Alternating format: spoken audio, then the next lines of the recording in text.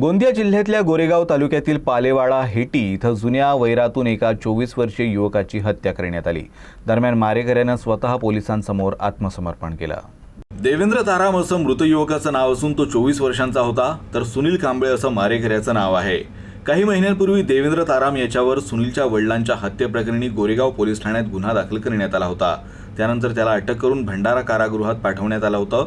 मात्र 8 दिवसांपूर्वीच तो जामिनावर सुटून गावात आला होता। दरम्यान वडिलांच्या हत्येचा बदला घेण्याच्या उद्देशानं सुनील कांबळे संधीच्या शोधात होता। देवेंद्र गावात परतल्याची माहिती मिळताच सोमवारी रात्री त्यानं त्याच्यावर तलवारीनं हल्ला केला। या हल्ल्यात देवेंद्रचा गळा, मान, हात, पाय आणि पोटावर गंभीर जखमा झाल्या आणि त्याचा जागीच मृत्यू झाला।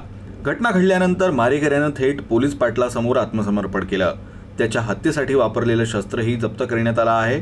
घटनेची माहिती मिळताच गोरेगाव पोलीस घटनास्थळी दाखल झाले आणि पंचनामा करून पुढील तपास सुरू केला। या प्रकरणी पोलिसांनी गुन्हा नोंदवला असून तपासादरम्यान आरोपीचा मोठा भाऊ हंसराज कांबळे यालाही संशयित म्हणून ताब्यात घेण्यात आलं आहे।